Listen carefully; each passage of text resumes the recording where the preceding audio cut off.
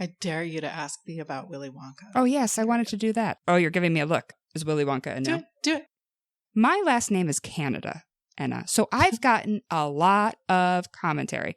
Are you from Canada?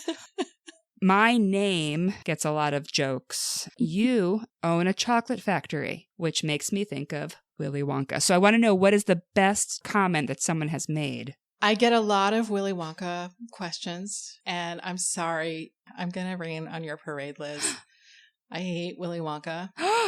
Charlie Bucket, though, the little kid who got the golden ticket. Yes. He is like the epitome of the American dream. Like, it's like winning the lottery. He comes from a scrappy family, hardworking, good people. Did you watch any of the movies? Yeah.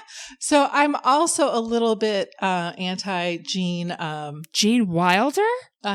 You are sorry. taking... He gives me the okay, creeps. now I'm one of those that's like, no, Gene Wilder for me. Ooh, he's creepy.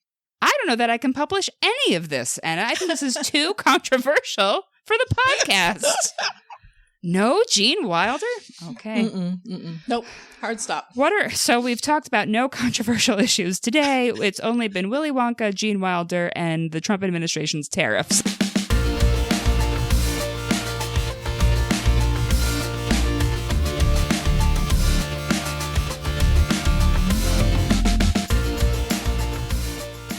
Welcome to New Hampshire Has Issues, a podcast that dares to ask, you putting a tariff on happiness? Yes. All right. That's exactly what we're talking about.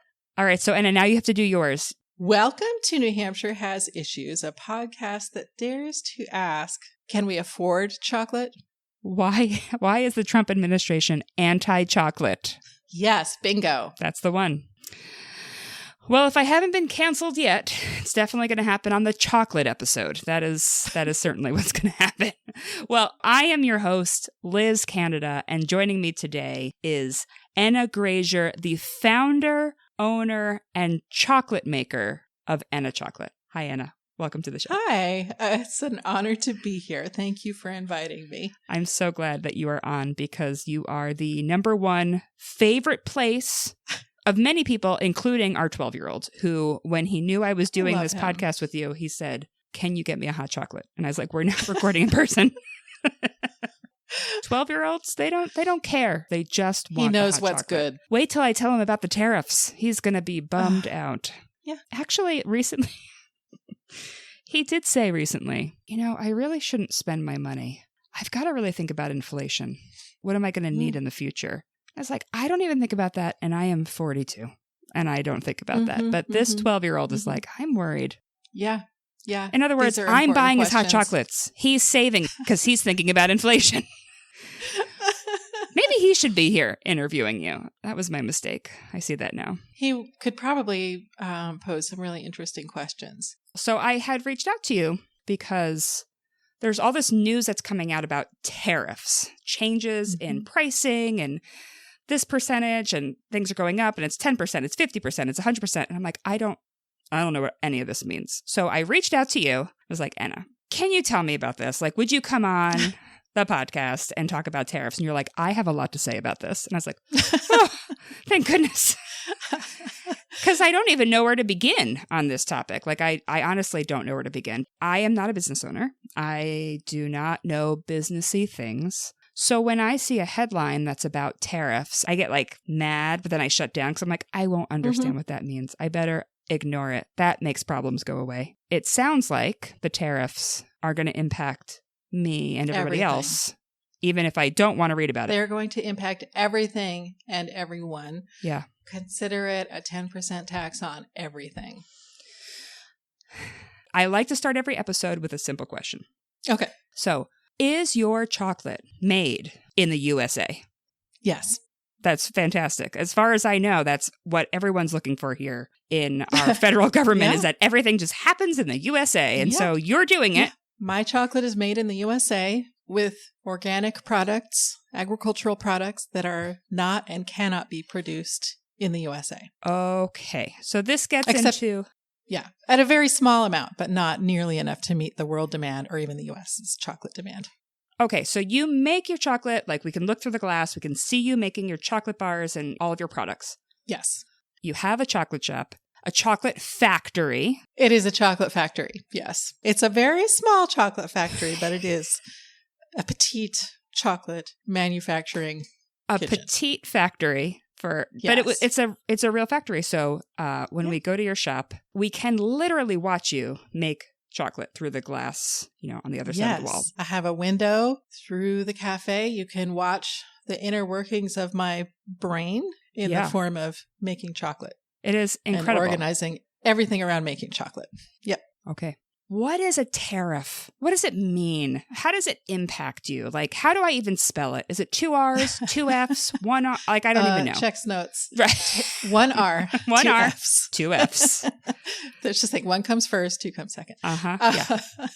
I have to admit, I am not a tariff expert. I have been, like most of the rest of us, living in a country with a fairly stable economic conditions. Yep. Economic policy fluctuates, but I've been able to start a business. Other people have been able to start businesses.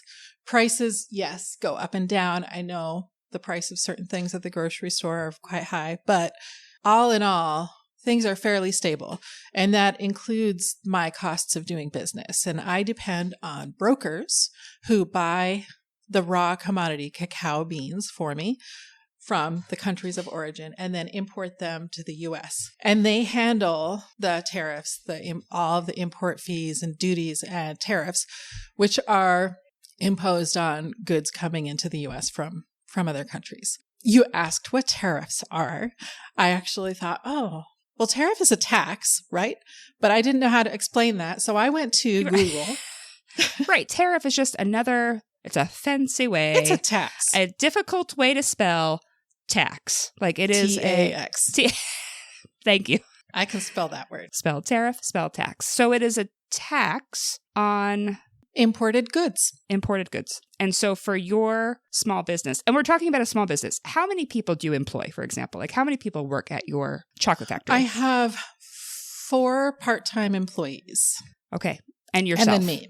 Yes. Yeah. So it's very small business, petite factory. It's a nano factory. Let's just call it what it is. Yeah, a nano factory. Yes, perfect. So the tariffs are on imported goods. And how many of the things that you use in your shop do you need to have imported into the country? I would say everything. The machines that I use for manufacturing are all made. Some are made in the U.S., but most of them are made overseas. But even if they're made in the U.S., they're made using components that are manufactured in other countries, right? Or with materials that are from other countries.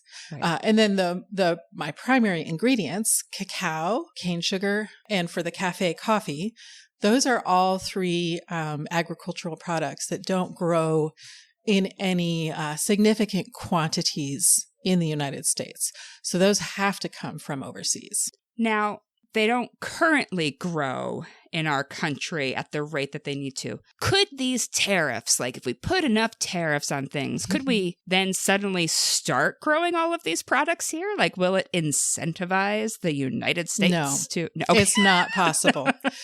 It's not a possibility. We have quite a ways to go before climate change brings us to the brink of being able to grow cacao in New England. So silver lining to the climate change. So probably have other problems to address that were taking priority at that point. When we are able to grow these products in New England, we will be thinking about other issues at that time, is what you're saying. I believe this is true. Yes, I think that's probably true. So no matter how many increases in tariffs might happen, there's no way to grow them here. So the trees, they grow outside this, but they only really produce a volume of fruit within 20 degrees of the equator. That is the tropic zone. Hawaii is closer to 22 degrees, so Hawaii is kind of an outlier. It struggles to do the full process of growing chocolate, but it's from tropical places.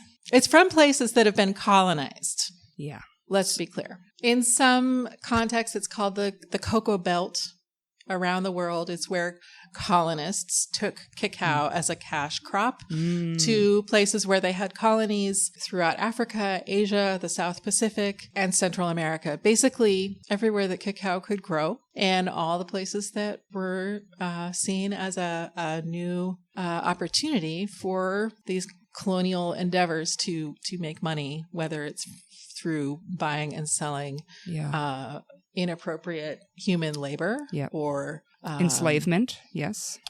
Enslavement. Yeah. Yep.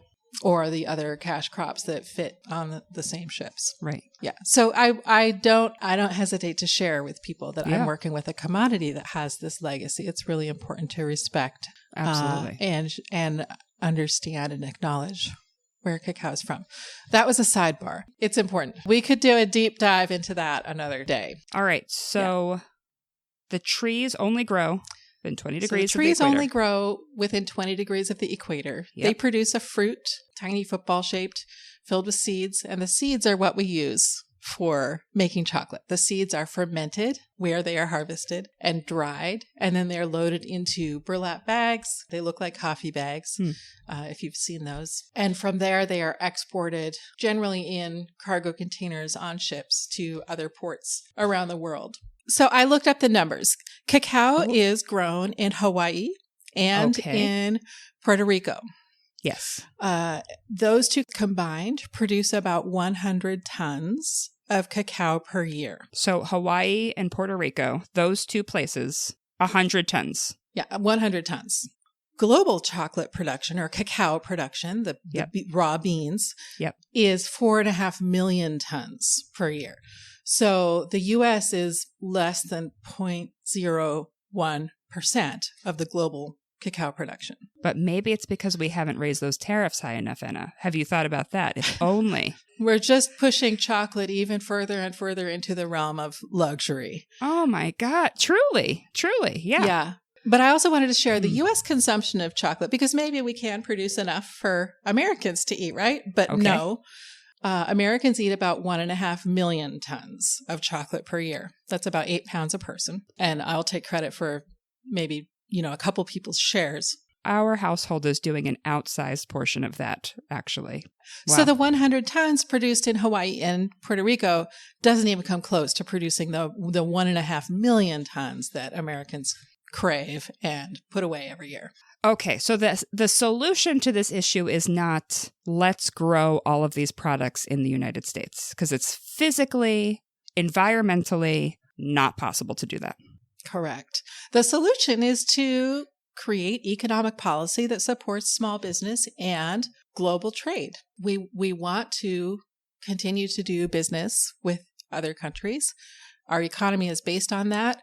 We're living in a global era. We talk to people in other countries. We buy things. We appreciate culture. We cross borders to live or to study or to work or to play. You can't even say it's going backwards to say that that's what isolationism is. This economic isolationism is not, it doesn't accommodate the broad and diverse way our businesses in this country and frankly in the rest of the world operate and conduct business with each other. What is the impact on your business when, the news says one day that tariffs are up 10% or, they're going to take effect next Friday and they're going to be 50%. Well, now we're going to go back and we're going to change it to 25%. What does that do to you as a New Hampshire small business owner? How can you adapt to those changes that are happening? As a small business, I think other small business owners would also relate to this statement. One of our primary strengths is that we can make nimble decisions. We can make decisions and pivot our business really quickly to meet our needs as business owners or the needs and desires of our customers or the environment that we're working in. But those decisions require information. And if we have an information flow that is changing constantly, we don't have enough stability to make these decisions. A lot of our pivots or changes that we make in our business might last several years. So even though we can act and change things swiftly, we still have to deal with the implications. And if the setting keeps changing, the economic circumstances keep changing, the costs of buying our raw ingredients keep changing, then we don't have any foothold to decide what's going to be best for our business next. And for me, this was leading into 2025 was leading into being a big growth year for me. And instead, I am constraining, constricting, and trying to hold tight because I don't know what's going to happen with the larger state of our support for small businesses or the economy or how the consumer attitudes are going to be in 6 or 10 or 12, 24 months. So you just said that coming into 2025, it was going to be a big growth time. What does that mean? What would that have meant? Yeah. Well, for me, my business has been up on average 10% month by month compared to the previous year, every year since I opened this cafe 5 years ago. I have learned a lot. I'm a bootstrap startup. I'm learning how to do things as I do them. And this year, year 5 in this location with my customer base just is prime for setting a goal to make more than a 10% increase in business, maybe 20% by the end of the year. Yeah. I feel like I went into the year with all the ducks in a row ready for that. And instead, I'm looking at wondering what it's going to cost me to stay in business. And I have to say, I have another industry challenge that's specific to cacao right now. And that is over the last year and a half, the price of cacao has quadrupled after being relatively stable for about 50 years. Oh, wow. So we were talking about economic uncertainty and that leading to the need to constrict and just hold tight, not make big business moves. That's already happening for me. And when we talk about a tariff or a tax of 10%, 10% is astronomical. But in the case of cacao, that's 10% on top of an already 3 to 4x increase over last year's costs of purchasing ingredients. Why did the cost of cacao go up by so much? What influences that? Of course, it's complex. It's a bunch of several reasons. Primarily, the initial driver is that the harvest has been low for the last couple of years in the world's largest cacao growing countries. Ghana, Cote d'Ivoire, these Western African countries produce 60 to 70% of the world's cacao. Wow. Okay. And their harvest has been down by half for the last couple of years. So that has caused a cascading situation of commodity buyers purchasing cacao from other sources.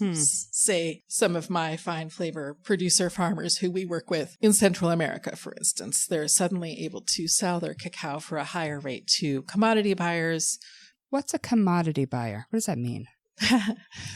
That's a very good question. So I like to distinguish myself as a small, fine flavor bean to bar chocolate maker.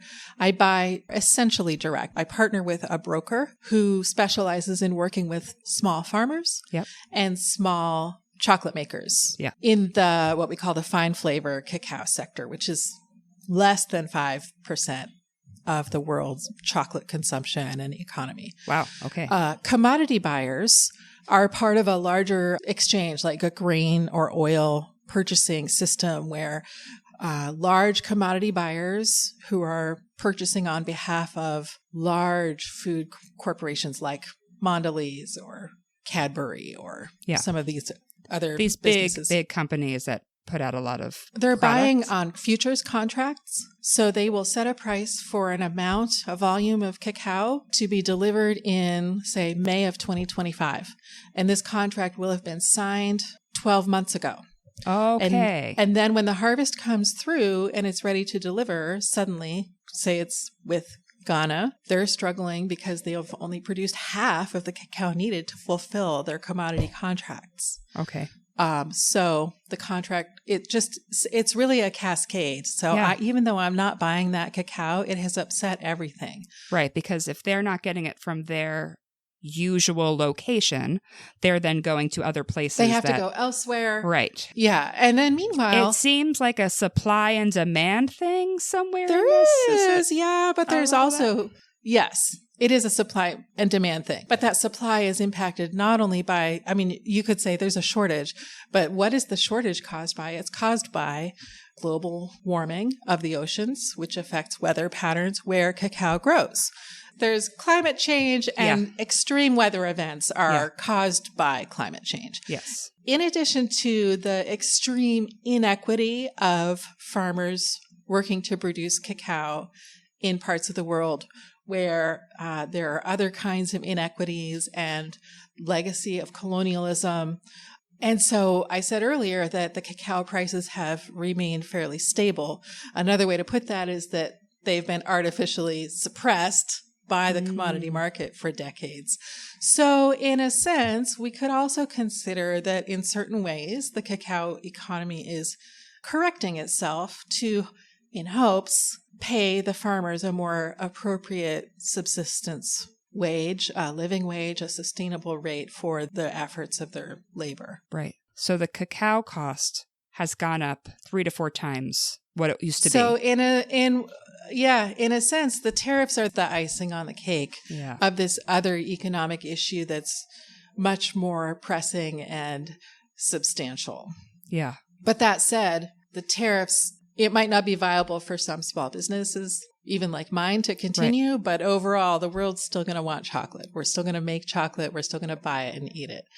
But this tariff system is really affecting us across the board. It's not just cacao and sugar. It's packaging materials. It's components.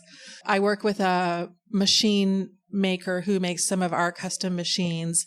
And it's the primary piece of equipment. It's the chocolate grinder or melanger.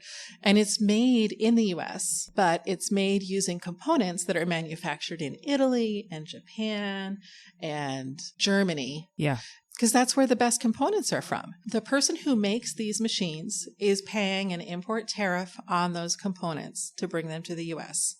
And then he's putting his machines together, building them, and then he's selling them, not just to me in New Hampshire or my friend in California, but he's also selling them to my colleagues in France and Italy and Philippines and China even. And they're all paying more tariffs when those machines get shipped back to them. So at a certain point, it might not make sense for a company that specializes in manufacturing custom machines to continue to manufacture these custom machines in the United States. It might make more sense to move the entire manufacturing operation to, say, Mexico, which will then allow them a more forgiving tariff relationship with their European colleagues, my European colleagues. Right. Because at some point, like bringing the components in has a higher cost to be able to do that. You put it together and then you ship the products out, which has a higher and then there's cost. More tariffs. And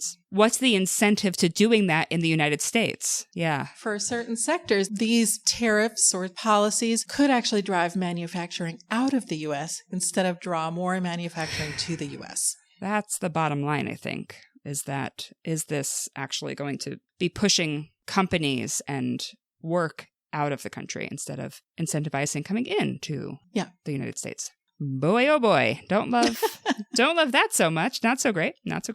Your farmers are already being impacted by the climate crisis and by outside variables like that. How would the tariffs impact them? Would they feel the impact of the higher costs as the farmers? So and when I say we in this context, I'm referring to small bean to bar makers who worked to pay a fair wage to farmers. So as an industry or a sector of the industry that specializes in ethically produced chocolate made with ethically produced ingredients, fairly paid farmers, we will not, and I will not ask the farmers to absorb that cost, that added expense. Right. And my brokers are working on a thin margin as well. So they're not going to absorb that extra 10%, say.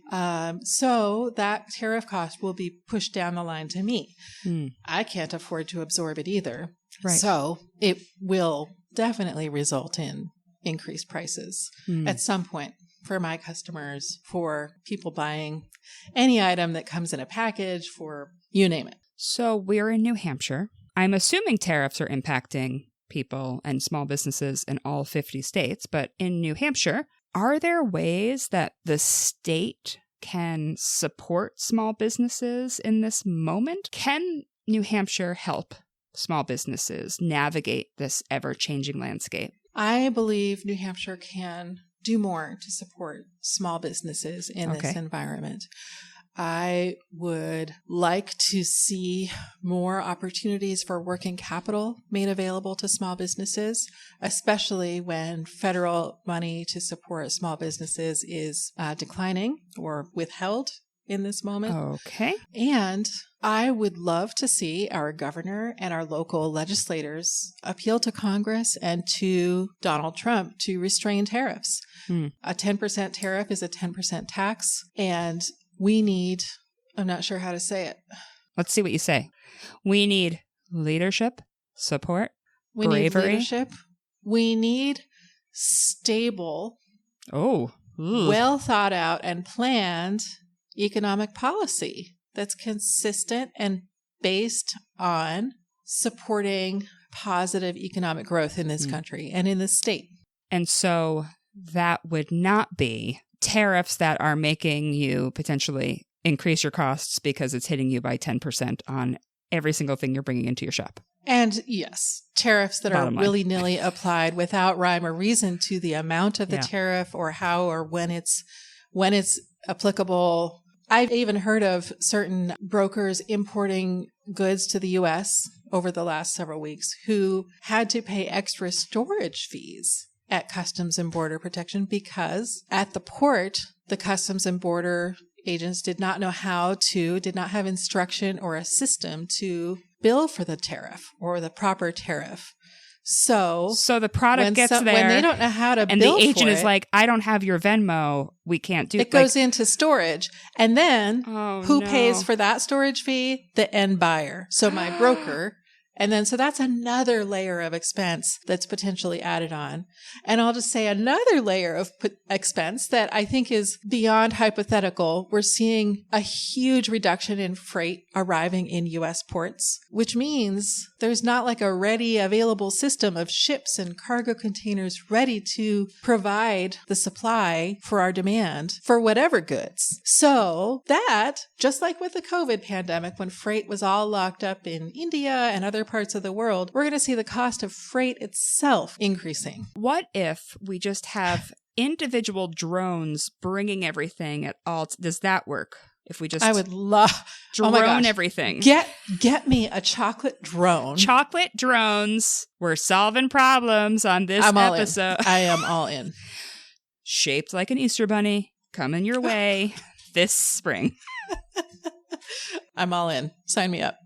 There aren't ships and so forth available to then bring things places. I believe, and this is me, not economist Enna, saying I foresee that the cost of freight worldwide is also going to increase alongside this imposition of tariffs. I have more to say about how people can support or encourage. What can people do? Like what should people be doing right now? Our governor should acknowledge, and our economic policy should be designed to acknowledge that small businesses should not absorb the expense of tariffs. I also think that it should be clearly recognized that we're living in a day and age when business is global. We're not isolated to New Hampshire or to the United States. We're working with trade partners in other countries. We're manufacturing products here that we can sell to other countries and other regions of the world. Anna, how many countries do you work with? How many different countries are you buying products from? I'm getting currently cacao beans from about 10 countries. My sugar is grown in Brazil. Coffee I buy from a New Hampshire-based coffee roaster named Flight Coffee Roasters, and they're sourcing from also a number of countries throughout the same sort of tropical region of the world. Yep. All right, so governor and Congress need to make a clear statement that small businesses should not be absorbing these tariffs, the cost of these tariffs. And Correct. keep going. Sorry that I interrupted you. I'm being redundant here, but small businesses need a stable tariff situation in order to figure out how to navigate. We need economic and policy stability in order to make decisions and navigate and grow our businesses. Yeah. People love chocolate. They need their chocolate. Let's not make this harder for folks. The chocolate makers or the chocolate eaters. That's right. That's right. I talk a lot about advocacy in my job because it's literally in my job title. What would it mean to reach out to the governor or to reach out to our U.S. senators? Like, what do I say if I wanted to do something about this? Hello, governor, tariff bad. Oh my gosh, Liz, you're the one I rely on to tell me what to say. I know, but when you I have call to tell the governor. me. Oh, look, I know her so phone good at number. this, though. Please tell me what to say. Yeah, what do we say? So it sounds like the big things that you're telling me. So, this is me learning in real time. Like, tariffs are hurting our small businesses. They're hurting our small businesses. They Yeah. are a tax on the U.S. people. And, we need to take Congress into account to hold themselves accountable for managing our fiscal resources, our tax money. Have you seen any of our state lawmakers taking action on this? Like, have we seen our state senators or state representatives or our governor? Like, have they come out and said things? Do we know? Have they tried to do things to help? I don't know. I am head down, Liz, trying to run my small business. I That's do very know. Yeah. I mean, I know that Chris Pappas, Maggie Hassan, Jean Shaheen are all highly sensitive to these topics and issues. I've discussed them with them before, but it doesn't hurt to raise their awareness with a couple more calls. Yeah. And for our state lawmakers too, who, we're recording this in sort of mid-ish to late May. And so the New Hampshire state budget, which I would assume has some impacts on small businesses, like, helping municipalities and things like that. Yeah. How are our state lawmakers thinking about the impacts on small businesses across the state as they think about what they're doing with our state budget? I don't know the answer to that. Yeah, I don't know the answer to that either. Also, did you ask me what happens to the money after it's collected by the U.S. Customs and Border Protection? I wondered. I didn't know. What happens when the border agent is like, okay, I'm ready to collect your tariff money? It goes directly to the U.S. Treasury. And from there, it becomes part of the government's general revenue. So what? Mm-hmm. So it can be used to fund government operations, to reduce the budget deficit or other expenditures. Basically, everything that Congress has the power to manage. So you, a small business owner in New Hampshire, will have to deal with 10% tariffs, which is a tax on these imported goods.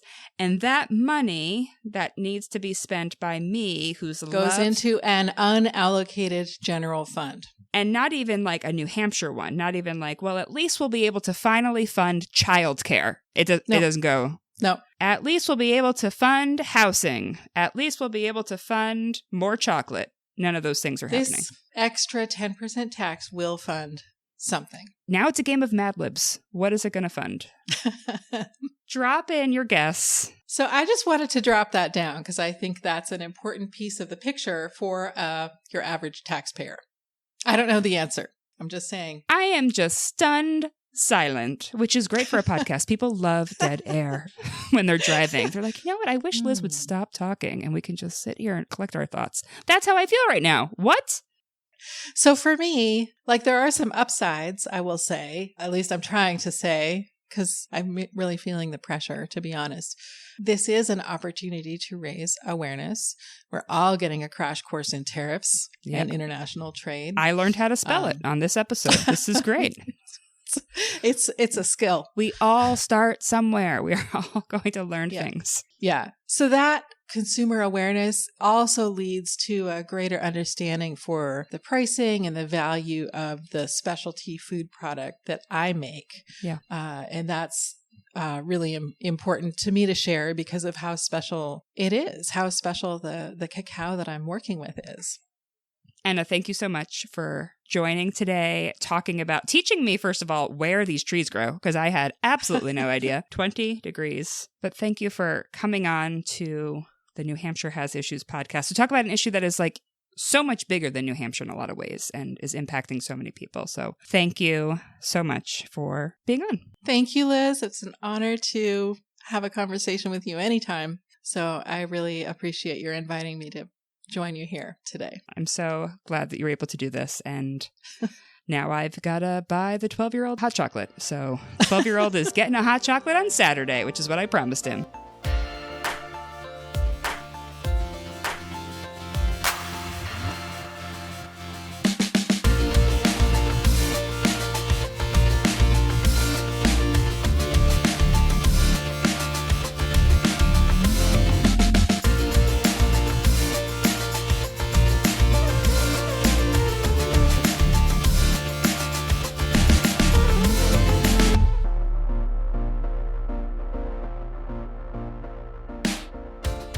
Enna, I have to read this that he wrote about your shop. Can I please read it? Please. All right. This is from 12-year-old, written on October 2nd, 2024. Exeter, New Hampshire has many chocolate shops, the best one of which is Enna Chocolate. Another chocolate shop in town is, I'll just bleep, let's pretend we won't say that, which will never be better than Enna's. He wrote this for school. The task was write about your favorite place. So this is what he wrote. The owner, of course, is Enna, who is a friendly local who makes everybody feel welcome. He then goes into your actual address for the shop, and it is 975 square feet, which I don't even know how he found that out. That is absolutely true. He doesn't lie. That's why he should be doing this podcast. He says, is 975 square feet of chocolate-making goodness. They even have their own personal drinks that are fantastic. Enna's chocolate is fresh and homemade, unlike big chocolate corporations like Company and Company. I won't name them. I don't want to get sued. Enna's is a great place to order a coffee or hang out with a friend. The best reason to visit Enna's is the most amazing homemade chocolate you will ever have. Why are we putting a tariff on this? I'm so honored